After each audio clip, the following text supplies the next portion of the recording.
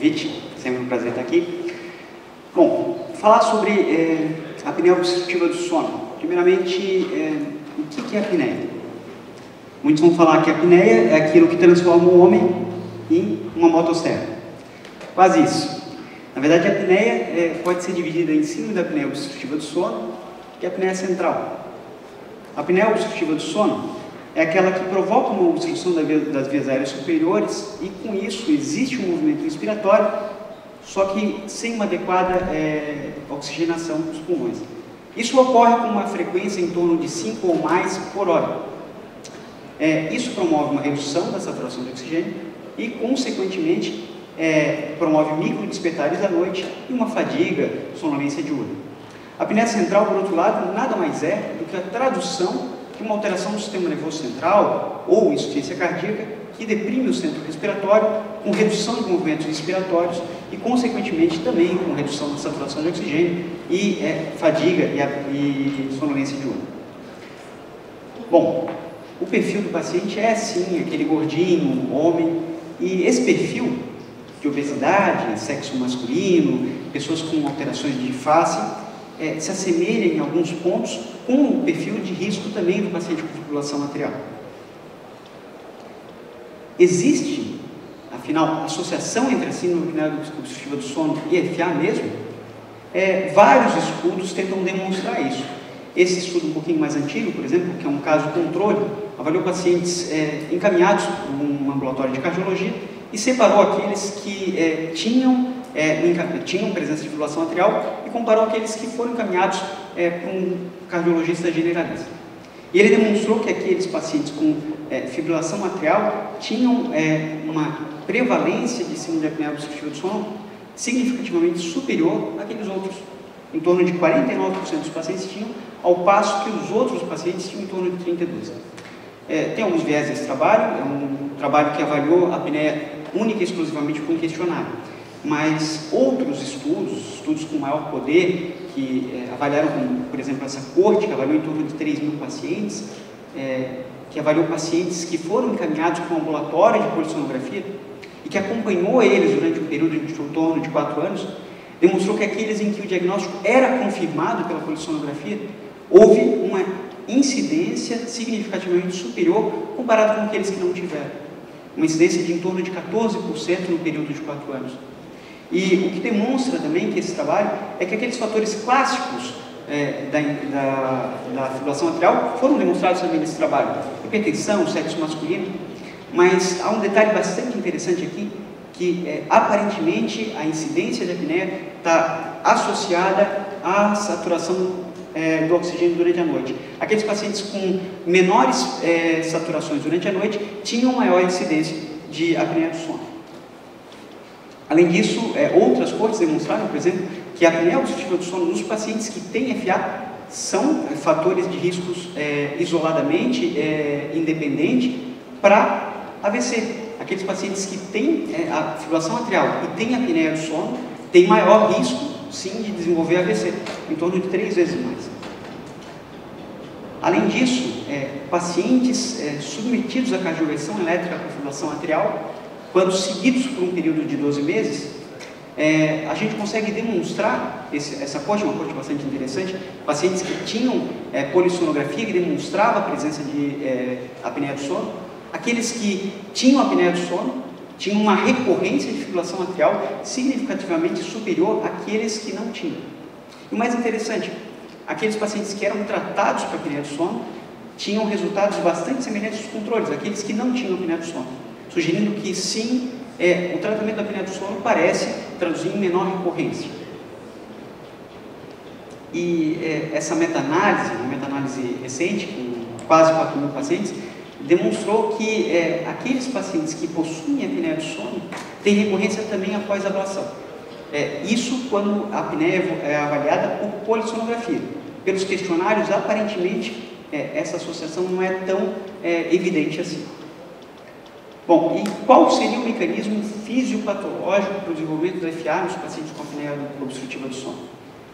Diante de um paciente com uma síndrome de apneia obstrutiva do sono, nós temos uma redução da pressão intratorácica, o paciente tenta inspirar com oclusão de vias aéreas. existe uma atividade vagal aumentada no momento da apneia e, posteriormente, uma atividade simpática aumentada. E essa atividade é particularmente importante pela redução de oxigênio e aumento do CO2.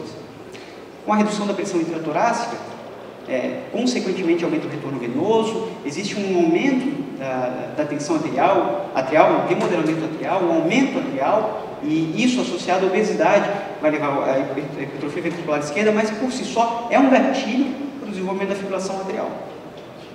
Mas não é só isso.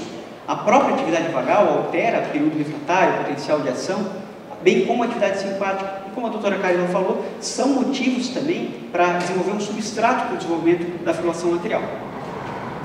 Redução dos níveis de oxigênio e aumento do CO2, por sua vez, vão ser motivo para gerar estresse oxidativo, gerar espécies reativas de oxigênio, aumentar o perfil inflamatório e, com isso, consequentemente, também ser um outro substrato para o desenvolvimento da fibrilação arterial.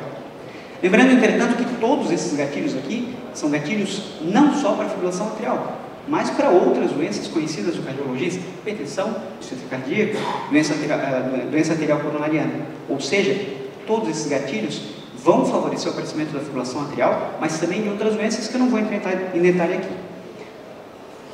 Para traduzir a importância dessas alterações arteriais, esse estudo aqui, publicado recentemente, demonstrou que os pacientes que são submetidos à ablação, eles têm gatilhos principalmente em veias pulmonares, mas depois da ablação, aqueles que têm apneia obstrutiva do sono têm uma recorrência de fibrilação arterial significativamente superior àqueles que não têm apneia obstrutiva do sono.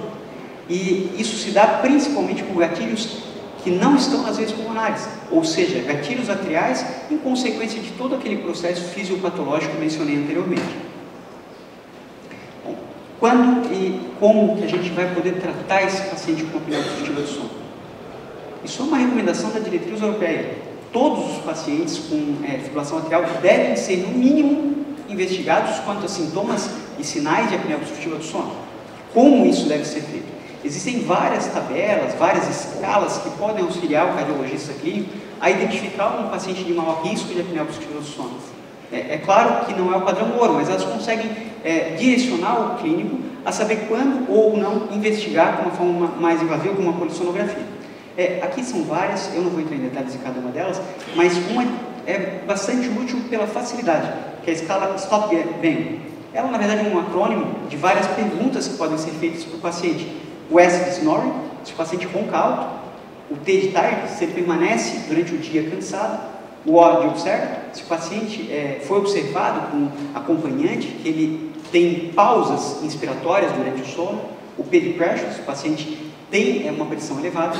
E o B do índice de massa corporal acima de 35, a idade acima de 50, o pescoço em homens acima de 43 centímetros ou em mulheres acima de 41 e o gênero masculino. Deve ter sobrado. Bom, mas o que a gente deve prestar atenção? Os pacientes com 3 ou mais fatores, eles já têm no mínimo um risco intermediário. E se tem um risco intermediário, eles devem ser investigados de forma cautelosa quanto à presença de apneia obstrutiva do sono, que deve ser feita, por sua vez, com um padrão ouro para a identificação da apneia obstrutiva do sono, que é a polissonografia. Entretanto, a polissonografia é um exame caro, de difícil acesso, o paciente tem que dormir numa clínica. Atualmente existem outros exames que parecem que têm um perfil de sensibilidade, especificidade bastante parecido, que é a polissonografia domiciliar. Mas, independente disso, o paciente deve ser avaliado, porque se ele tiver uma polissonografia apontando a presença de apneia obstrutiva do sono, ele deve ser tratado da melhor forma.